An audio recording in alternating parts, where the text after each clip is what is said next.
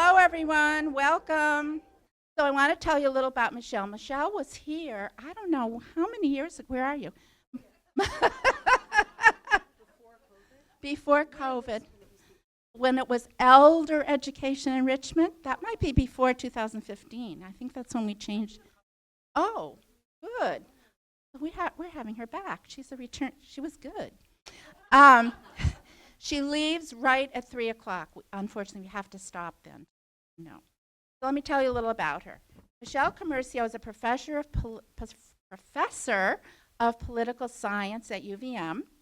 She earned her PhD at the University of Pennsylvania. She specializes in Russian and Central Asian comparative politics. Her research interests include regime transition, ethnic politics, Islam, and gender. She's conducted research in Kazakhstan, I'm having a terrible time with this, Tajikistan, and Latvia. She's written many scholarly articles and 2 books. The first book, Russian Minority Politics in Post-Soviet Latvia and Kyrgyzstan, The Transformative Power of Informal Networks, was published in 2010 with the University of Pennsylvania Press. The second book, Polygamous Marriages Among the Kyrgyz, Institutional Change and Endurance, was published in 2022 with the University of Pittsburgh Press. She is currently writing a book on women's political participation in Kyrgyzstan. Forgive the pronunciation. Please welcome back Michele Commercio. So thank you very much, Carol. Thank you for inviting me. My daughter is very good friends with Carol's granddaughter, so Carol and I have met on previous occasions. But it's nice to be back, and it's really nice to be talking to an audience who voluntarily comes, right? As opposed to my students who are, depending on the day, the mood, may or may not be interested in the topic.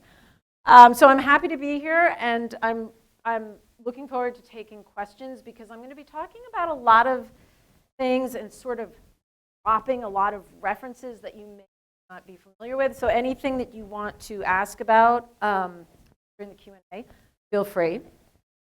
So the title of my talk is The Politics of the Great Patriotic War in Post-Soviet Russia. We're going to get to that phrase in a minute, the Great Patriotic War. Can you still hear me? Good? Okay. But this is a picture. Can everyone see, or is this blocking the? Okay.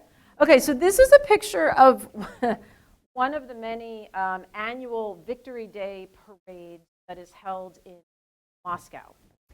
And as you can see, there's a lot of pomp and circumstance connected to this official commemoration of the Great Patriotic War. And we're going to talk about that in a moment. Okay, so presumably you all know that on February 24th, 2022, Russia invaded Ukraine. And you probably know that among the several justifications, one of the main ones that Putin used was to denazify Ukraine. So in the speech that Putin gave on February 24th to the Russian people, explaining the rationale for the invasion, this is what he said. The purpose of Russia's special military operation, it's not a war, it's a special military operation. The purpose of Russia's special military operation is to protect people who have been subjected to bullying and genocide for the last 8 years. And for this, we will strive for the demilitarization and denazification of Ukraine. So the main thing that I want to kind of indirectly explore today is this puzzle. Why would President Putin justify this war in terms of denazifying Ukraine? After all, then President Zelensky and he's also still president, but President Zelensky and his then prime minister, they're both Jewish, right? So this is not a Nazi regime. But nonetheless, okay, Putin used that term as well as fascism over and over. He still uses those terms to justify the war. And the reason is because those terms and that idea of, beating the Nazis, right, resonates with the Russian people. And in addition, it also gives Putin a sense of legitimacy for his method of governance. So World War II, right? That's what we call it in the United States. That is not what they call it in Russia, okay? They call it the Great Patriotic War. The Great Patriotic War refers solely to Russia's war with Nazi Germany. So it completely dismisses Russia's allies. It dismisses particularly problematic or challenging issues that accompanied the war, like Stalin's repressions, the Molotov-Ribbentrop Pact that led to the illegal annexation of the Baltic states.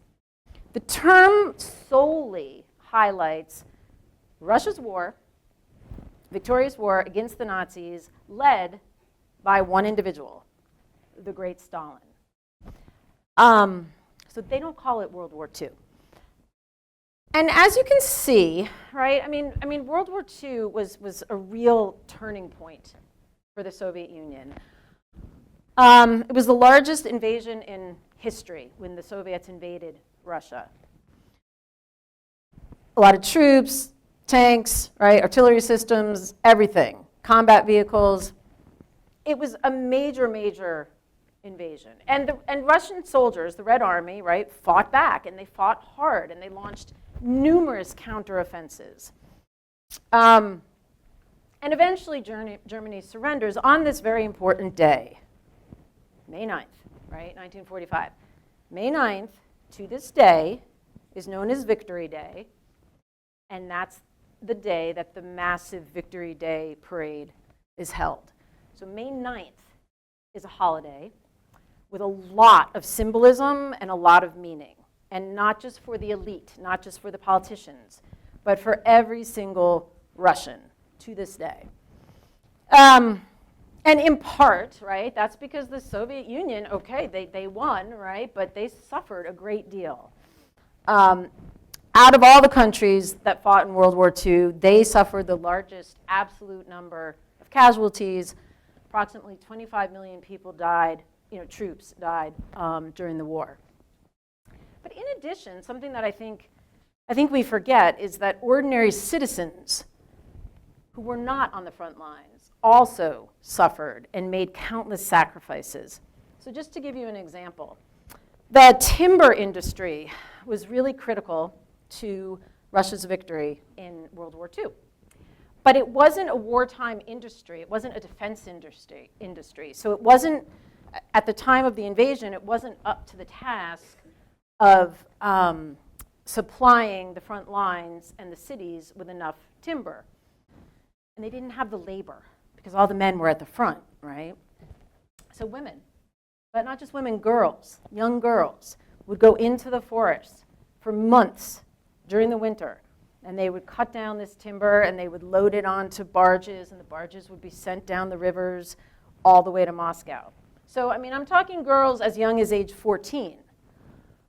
And, a lot of those girls and women ultimately were kind of turned into heroes, right, of the Soviet Union, and their stories were told and their diaries were published, and there was a sense among them that they were fulfilling their patriotic duty, right? They were defending their motherland, and they were very proud of this.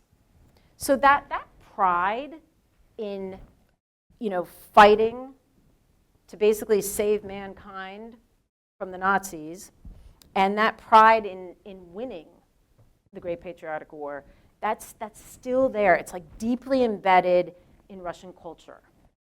So I just want to bring your attention to this political poster for a minute. It's a soldier, and the caption up there says, "Having won the war, the soldier has brought spring to the land," right? So the soldier's done this great thing, and now he's bringing something really positive to the Russian people. Can everyone see this little orange and black ribbon? So this is, this poster was published in the 1950s, right, after the war. And that ribbon right there, it's called the St. George ribbon. We're going to come back to it. It has become the symbol of Russia's military might, of Russian patriotism. We're going to come back to it. But it's a ribbon that prior to Victory Day, prior to May 9th, every year, the Russian government distributes millions of these ribbons to its citizens within Russia, but it also distributes these ribbons to citizens of all the post-Soviet states, with the exception of a few who want nothing to do with this. And people, as you'll see in the pictures, people wear these St. George ribbons during the Victory Day parade. There we go. Okay, so Putin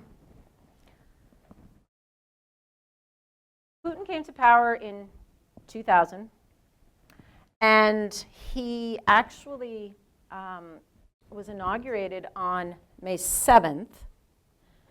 Not surprisingly, not by coincidence, his first working day as president of the Russian Federation was May 9th. So Putin, over the years, has made a conscious effort to link himself to the Great Patriotic War and to Victory Day. And the idea behind this kind of historical narrative that he has created is that the Soviet Union and Stalin, okay, were both great because of their victory in the Great Patriotic War. Putin and Russia are also great, again, because of this Great Patriotic War.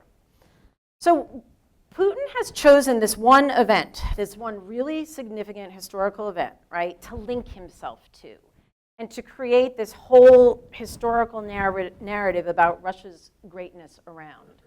And that kind of raises the question, well, why the Great Patriotic War? For Russians, this is a morality tale, right? This is a tale of, Russia defeating for all of mankind this evil force, right, the Nazis. It's also, relatedly, a morality tale that highlights the benefits of sacrifices, right? So the men at the front, the women behind the front lines, right? Everybody contributed to victory, and they succeeded. When I talk about everybody, there's something that we need to keep in mind about the Soviet Union itself, and then also Russia today, right? Both the Soviet Union and Russia, I don't know what tense to use. I guess we'll just go with, let's talk about the Soviet Union for a minute. The Soviet Union was consisted over 100 different ethnic groups and people of many different religions. Contemporary Russia is very similar, very multi-ethnic, multi-confessional. So this is during the Soviet era, this was a very diverse population. Today, it's equally a very diverse population. One of the things that this myth of the Great Patriotic War does is to kind of unite everybody, right? Because everybody participated in this victory, in this fight, in this sacrifice. So it's kind of this tale of unity, coherence, and ultimately, and possibly maybe most importantly, it's a story about the strength of a nation, right? A nation that came together and fought and won. It's so compelling still to everyday Russians that I have a little bit of data up here.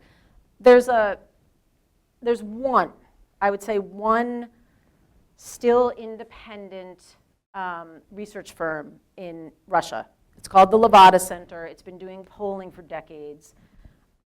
Well, since probably 1990 when it was founded. But it's a legitimate polling firm. And in 1999 and 2020, they asked the same question.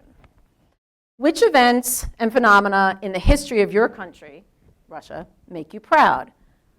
The most frequently given answer in 99 and 2020 victory in the Great Patriotic War. So in 1999, 86% of the responses were the Great Patriotic War. And then similarly in 2020, close to 90% of the responses were the Great Patriotic War. And I think it's kind of interesting that 2020 is 6 years after Russia annexed Crimea. The annexation of Crimea was very, very popular among Russians.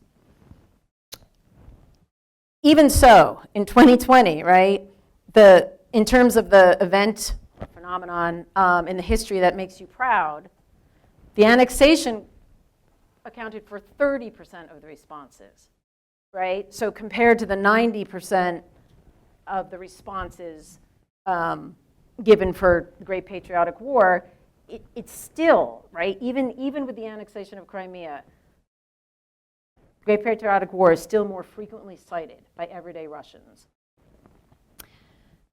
This right here is just a mural in Moscow, and it's celebrating the annexation of Crimea, so you can't see the rest of it. That says Crimea and Russia, but the total caption, Crimea and Russia together forever, right? Again, this was a really proud moment for Russians. So we've got this myth, right, about the Great Patriotic War being basically Russia's achievement in saving mankind from the Nazis, but in particular, right, it was Stalin's achievement, and it united everybody. So why is this politically important to Putin, right? What kind of political purposes are there for this myth? I would say there's several. One of them I touched on, right, to foster cohesion, to foster unity among this multi-ethnic, multi-confessional population.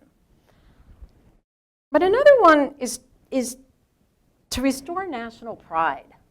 So when the Soviet Union collapsed, right, Russia emerged as the most powerful, the largest, the most important post-Soviet state. But it was really, really weak. Its economy was in ruins.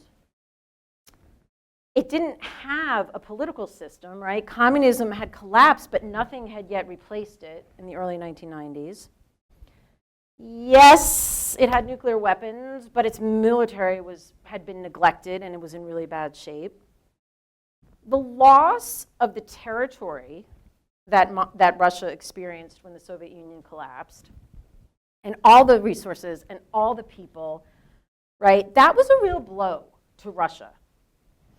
And so while these other states, like Ukraine, right, were happy about the collapse of the Soviet Union because it meant that they could be independent, Russia actually suffered a really serious humiliation, particularly internationally. And as a result, one of the things that Putin has done since he came into office has been to try to kind of restore national pride among everyday Russians. The decade of the 1990s were really, really tough on Russia. The economic transition created problems that Soviet citizens had never seen before. Homelessness, joblessness, all of a sudden, like blatant classes and this growing gap between the incredibly rich and 90% of the population that could barely put bread on the table.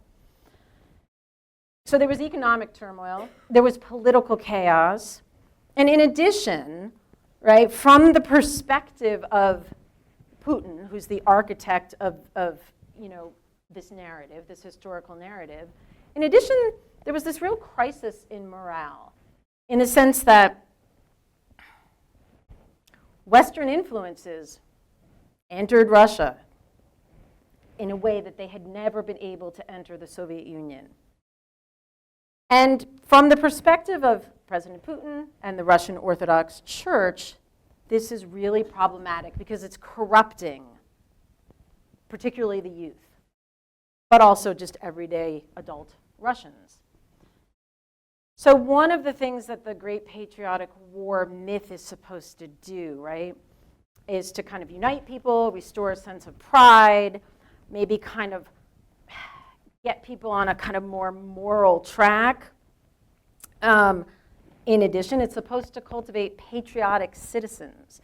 So we'll talk more about patriotic education in a bit. But one of the things that Putin has placed emphasis on is the idea that there's one way to be a patriot in Russia.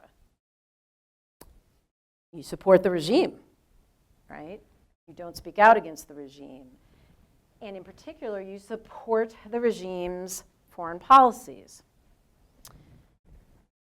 And lastly, and certainly not least important, right, one of the reasons that Putin has been harnessing this narrative of the Great Patriotic War is because, right, it can provide this context for Russia's invasion of Ukraine. It can provide a way for everyday Russians to understand why Russia's invading Ukraine. There's Nazis there. We got to get rid of them like we did in I was going to say World War II, like we did during the Great Patriotic War. We have to save ourselves and humanity from these Nazis. Okay, so how does Putin use the Great Patriotic War?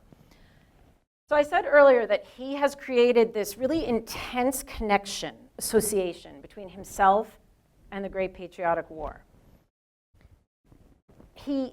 This is part of his image, right? And there's a lot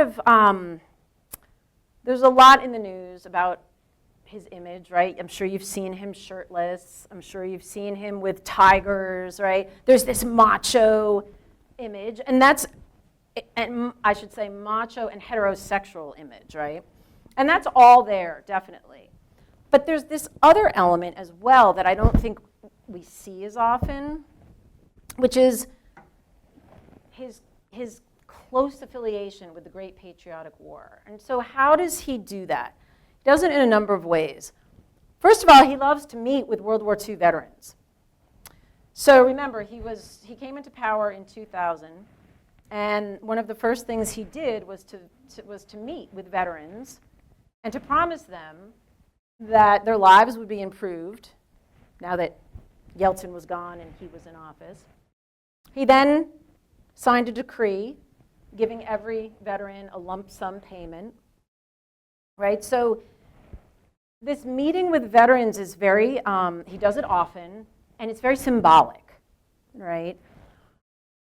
And related to that, he likes to visit Great Patriotic War memorials a lot, right? There's always a photo op. And just as an aside, when couples in various parts of the Soviet Union, in various parts of the post-Soviet states, right, including Russia, when couples get married, even today, 9 times out of 10, their wedding pictures are taken at a Great Patriotic War memorial. So that's how, I can't emphasize enough, like how much the Great Patriotic War means to Russians. We don't have anything like that in this country. I don't think there's anything that, like, all Americans could sort of rally behind to the same extent. And certainly, we're not all getting wedding pictures taken at, I don't know, the 9/11 memorial in New York, right? But this is a thing. In addition, Putin himself participates in these May 9th victory parades.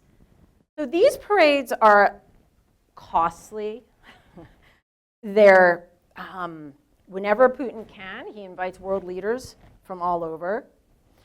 So in the past few years, that's been problematic for him because of the war with Ukraine. He's only been able to get a handful, and you can probably guess who they are and who's not going. But they're costly. There's a lot of pageantry associated with them. That sign right there, the banner says victory.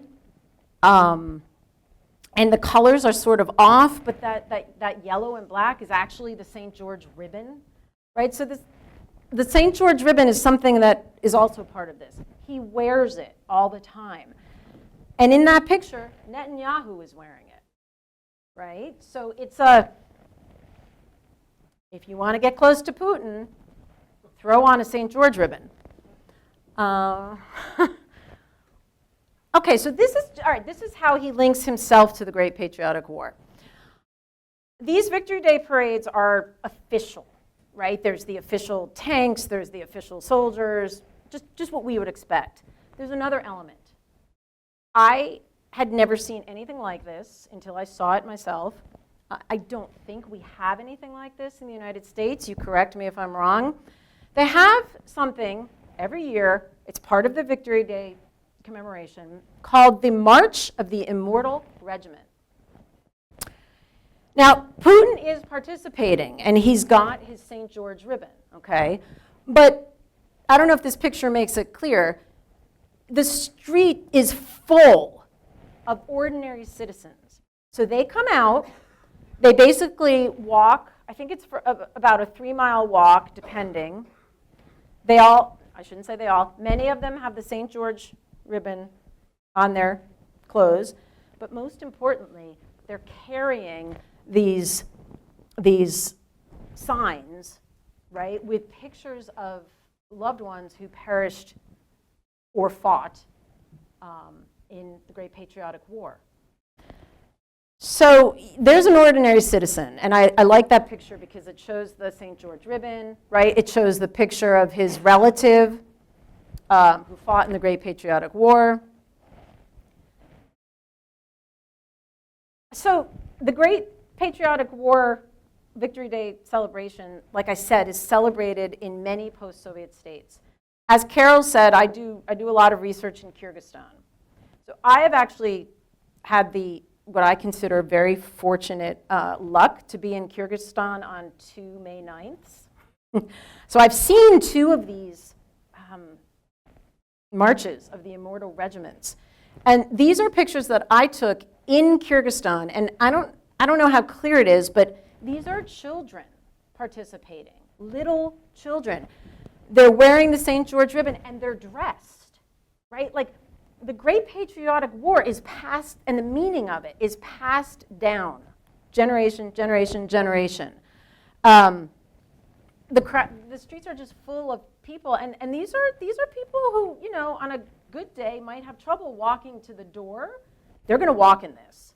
If they can walk, they're going to walk in this. And they have their, you know, the pictures of their loved ones. So the Great Patriotic War is kind of an easy way for Putin to connect with the people. But there's a problem, and that's Stalin. So yes, he led the Soviet Union to victory. Great. There's a lot of things about Stalin that Putin doesn't want to emphasize, right?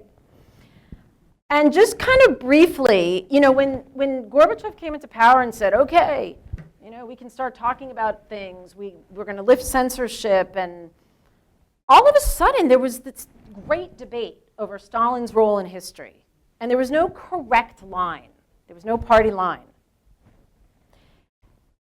When Yeltsin came into power, that became even more intense, right? Because Yeltsin was even more of a, you know, yeah, free media, go for it. Free speech, go for it. Whatever you want. Not the case with Putin. So with Putin, there's one line. There's a line about Stalin.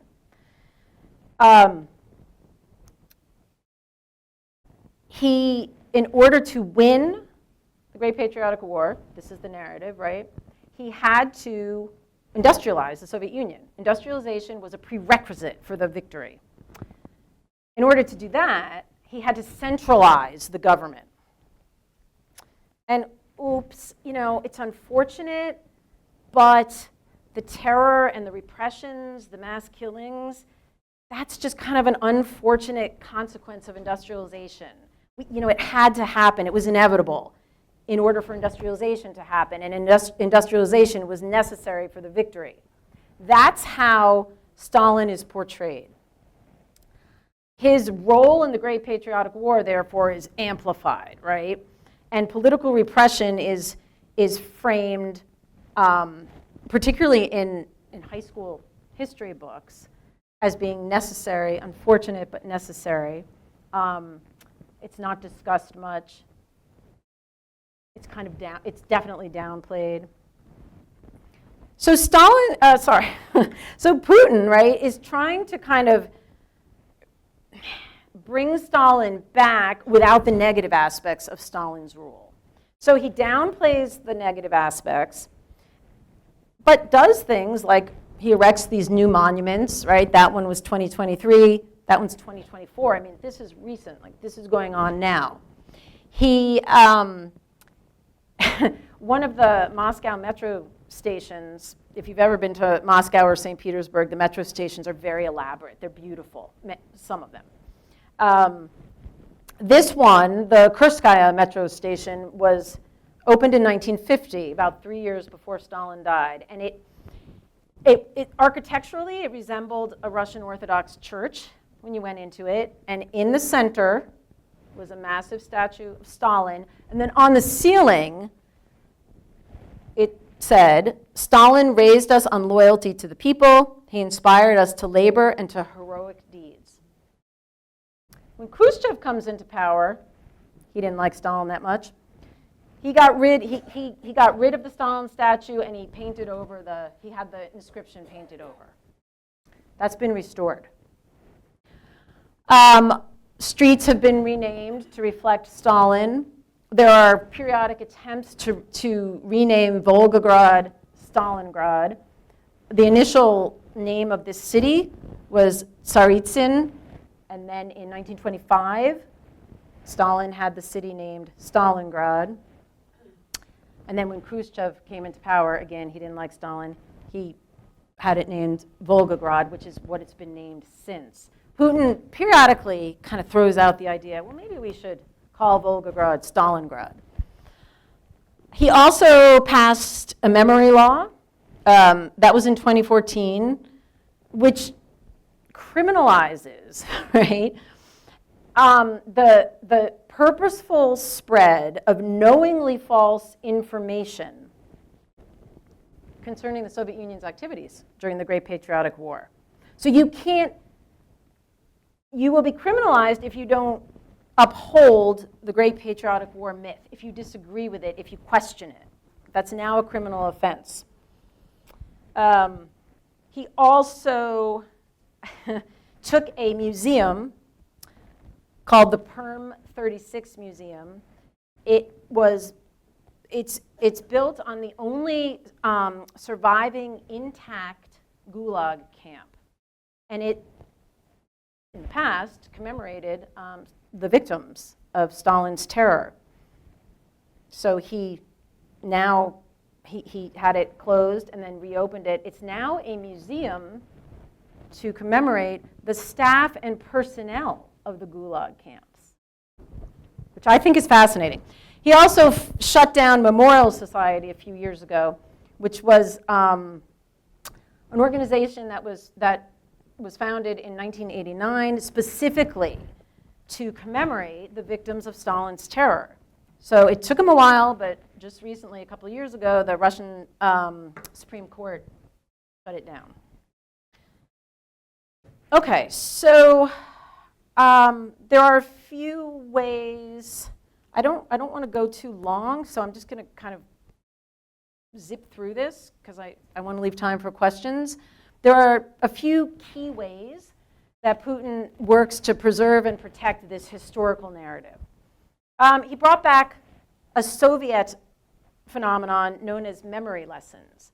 In the Soviet era, school children would periodically have a memory lesson where they would meet with Great Patriotic War veterans and learn their stories. And he's brought these memory lessons back where school children, there aren't too many Great Patriotic War veterans, if any, left, but they're meeting with other war veterans. Patriotic education is a state-sponsored program, but it's not really for children. That takes place in schools. It's for adults, young adults and adults. And it's to basically teach them how to be true Russian patriots. Part of that, just to kind of get it in there, is traditional values. And we can talk more about that. But I think most interestingly, in 2014, he amended Russia's criminal code it's now a criminal offense to rehabilitate Nazism. So you can't be critical. You can't even use the word Nazi in any other way, in any way other than in a positive way.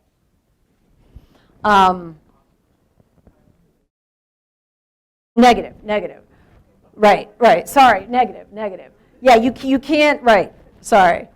You also cannot spread any kind of disrespectful information of the Russian military or its activities.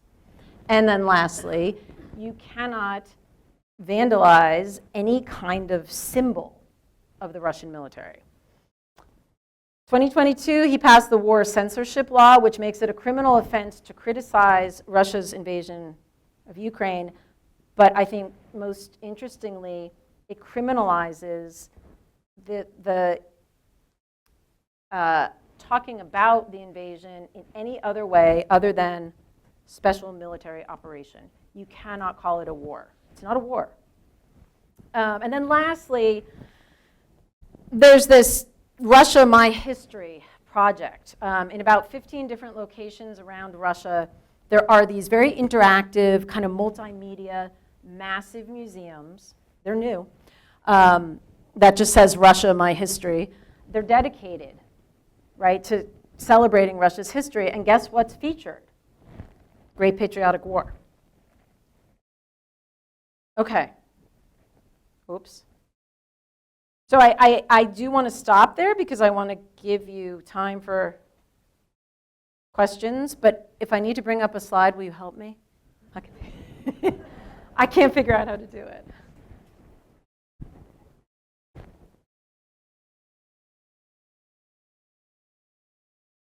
And again, I sort of threw in a lot. So anything. Carol, how do you take the questions? Good. Okay. Well, we're going to clap first. Okay, you can clap. I don't know if I'll need to go back or not. Because that was so good. I love that. Questions? Raise your hands, please, if you have questions. Okay, start over. Thank you for your information. It's very interesting to me. The issue I had in this presentation had to do with the size of the participation, the extent of the participation by the nation states that were part of the USSR and not Russia itself in the Great Patriotic War. Mm. And that issue in turn sort of was at odds with my ability to retrieve which nations were controlled by Germany. I think of Poland, I think of Czechoslovakia, I think of others. But, and which countries, nation states that were part of the USSR. So ultimately I get to the question of whether the Great Patriotic War is held by those other nation states as an outstanding event of epic event in history. So that's a very good question. When the Soviet Union fell, 15 states, independent sovereign states emerged, Russia being just one of them. So the states, the post-Soviet states that do not feel the same way about the Great Patriotic War primarily would be the Baltic states, Latvia, Lithuania, Estonia, Ukraine. Of course, Ukraine's not going to agree with anything that Russia does right now, but understandably. And possibly Moldova, and possibly Georgia. So what we're seeing these days, right, is kind of among the post-Soviet states, the parts that used to be the Soviet Union, some are aligned with Russia, like Kyrgyzstan, right? So they're absolutely participating in this. And then others are oriented toward the West, toward Europe, and they're not participating in this.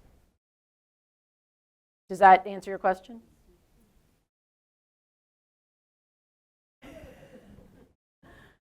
I'm not sure. Yes, it's working. What will happen when all of those who remember the Great Great Patriotic War are gone. How do they sustain interest in something no one remembers firsthand? Through these events, through these parades, through the memory lessons, through the history textbooks, I didn't go into it much, but the contemporary, high school history textbooks, first of all, the textbooks have to be vetted through the Ministry of Education. If schools agree to use the singular textbook that the Ministry of Education recommends, they get free copies. If they don't, then they have to choose from a list that the Ministry of Education has approved, and they have to purchase those. So, in addition, the Ministry of Education controls the number of hours that teachers can spend talking about various aspects of the Stalin era. So teachers are allowed to talk a lot about the Great Patriotic War, hardly ever about very minimally about the repressions. So basically, the short answer to the question is that this narrative is being passed down to generations, and absolutely, right? There are people there who don't remember, young kids. They don't remember World War II, but they're being brought up with it the way, I don't know, we don't have an equivalent in the United States, but it's almost like a religion, right, that they're being brought up with. So it's just being passed down.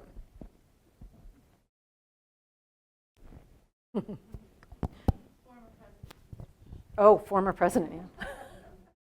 Hi, you were talking about Russia sending recruits or people fighting in Ukraine, and I remember hearing on the radio, American radio, of course, not too long ago, that they needed more bodies, more Russian soldiers, and they were calling up Russians, and the young men, mostly I think they were men, were leaving the country because they did not want to fight.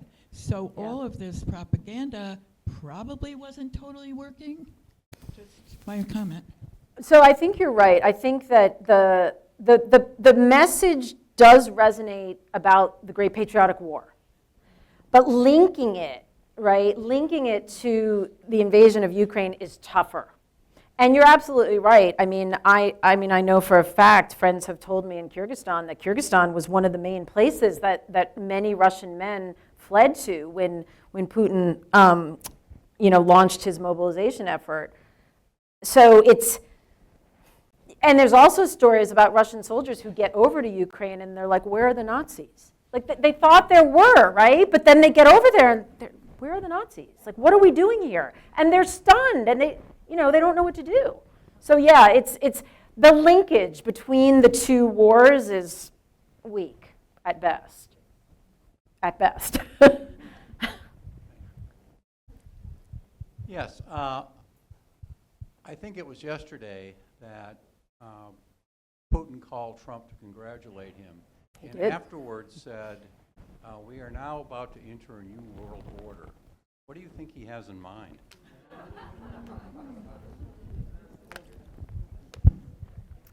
Okay, full disclosure.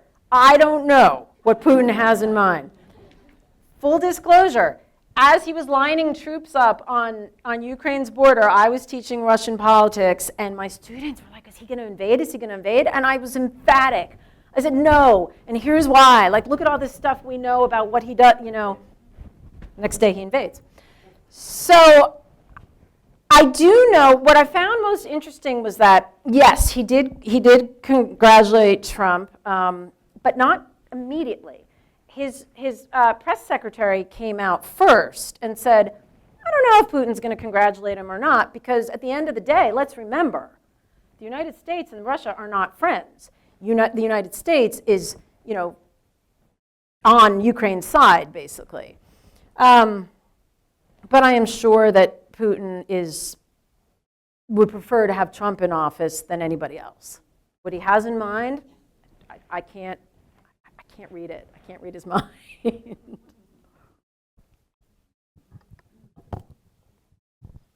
I was wondering, what was the trigger for the Ukrainian invasion? I mean, what happened like February 23rd? And why those 4 sections are you know, Donetsk, and well, he's talking about part of his deal is he wants 4 sections. I thought it was just 2, but as of this morning, it's 4. Who knows? Maybe it'll be 8 tomorrow. But what triggered it?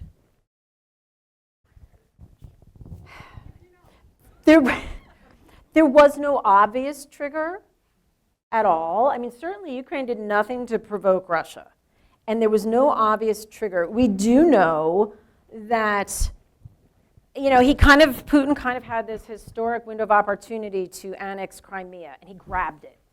And he just kind of got a slap on the wrist, which was a message to him, right? That maybe he could go further. So then the next thing, you know, he's kind of stirring up, supporting. It's all murky. We don't really know. But somehow or another, he's got Russians in eastern Ukraine in those somewhat separatist areas.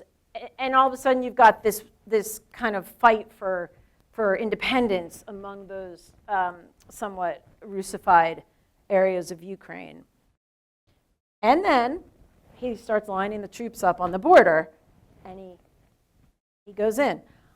There was no obvious trigger. There was no obvious trigger.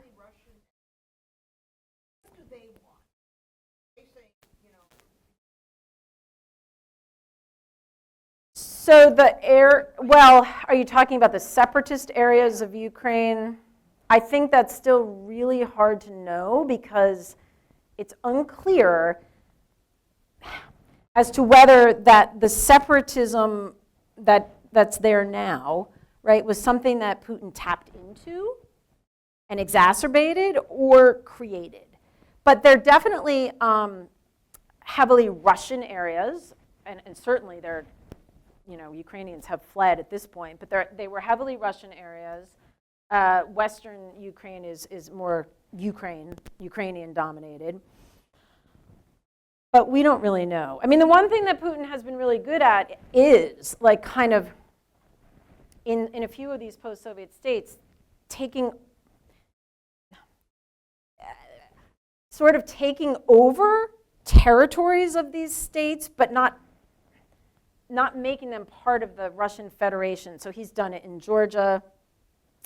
He's done it in Moldova. There are these regions that are basically under Russian control. And so he's been good at that. And again, a couple of sanctions here and there. I guess I've got the mic. I guess I'll ask a question. Putin's political strategy has been using veterans, and he's starting to lose veterans, so he brings back the immortals. But he needs a supply of veterans in order to maintain his political strategy. Do you think that's an incentive for him to continue to have military operations so he creates that supply of veterans? Possibly, but remember that like, while I've emphasized this element of his political strategy, he's got other elements. So I think it's important to remember just how closely he works with the Russian Orthodox Church. So it's almost like the Russian Orthodox Church, the clergy and its members, are his other kind of basket of veterans, right? His other basket of supporters. So I don't think he'll run into trouble in terms of losing veterans because he'll tap into the Russian Orthodox Church. But also, you know, when all of this is said and done, who knows how these Russian men, those that manage to come back from the front, will be treated when they get back. If they're treated well, he'll have sort of a new crop, right, of veterans. When the Russian soldiers came back from Afghanistan in 1989, they were not treated well. So it's possible that the state will treat veterans who fought in Ukraine differently.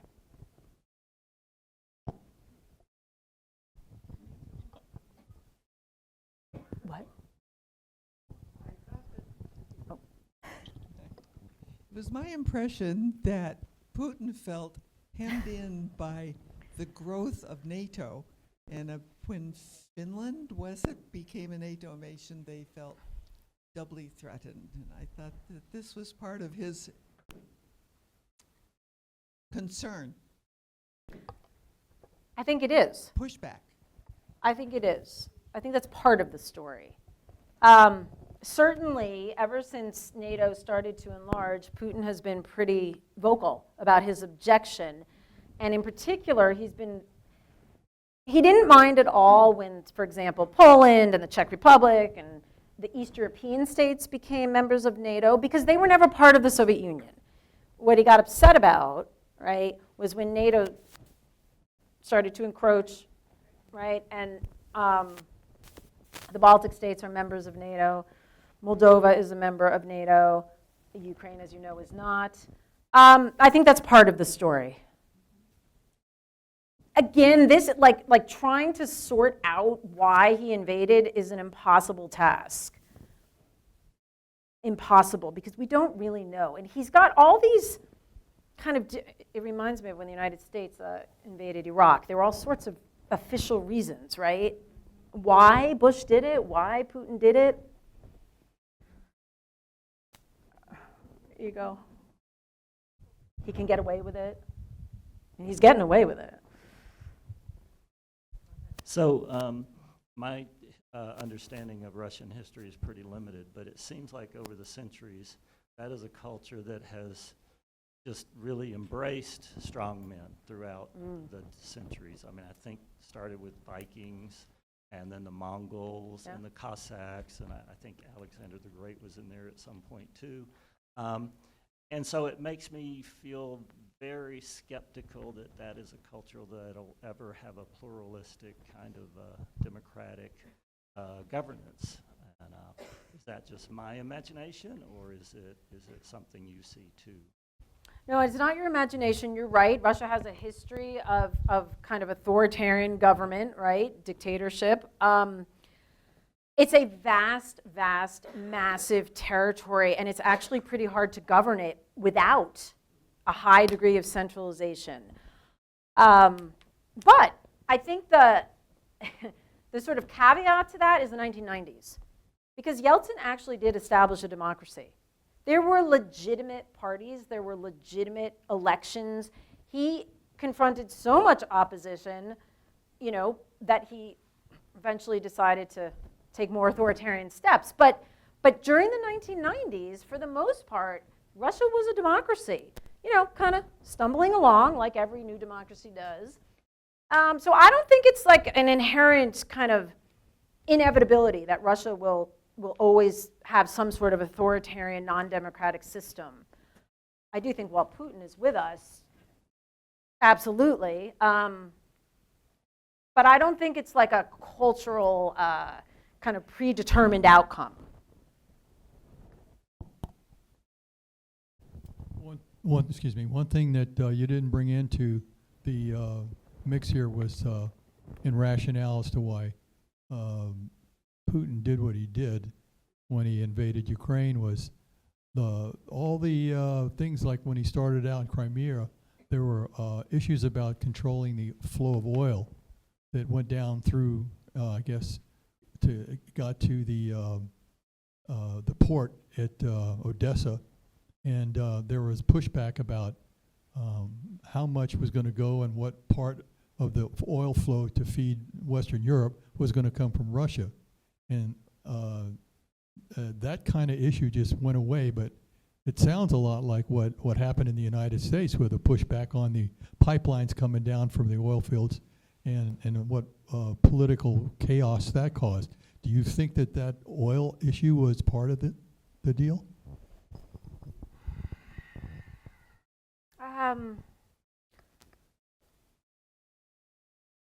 Again, I can't get into the guy's head. But he's really savvy. And he had to have known that if he invaded Ukraine, that there would have been major problems going forward with exporting his oil and natural gas to Europe, right? I mean, that's no longer a market for the natural gas and the oil. That was his largest market. Western and Eastern Europe, and it is shut down to him now. So I'm skeptical of that because I don't know the guy, but I do think he's really savvy, and I don't think that he invaded Ukraine in any way to like protect oil and oil flows. But I mean, I will just tell you really quickly, I'm teaching Russian politics next semester, and I have a new topic, the invasion of Ukraine. And I have read so many academic articles that ask this question, why did he do it? There are a million potential reasons. Everyone thinks they're right. Nobody knows. It's like the biggest mystery, right? Because it was entirely unprovoked. So maybe that had something to do with it. I would doubt it, but maybe. Michele, this has been absolutely terrific. Thank you. Thank you.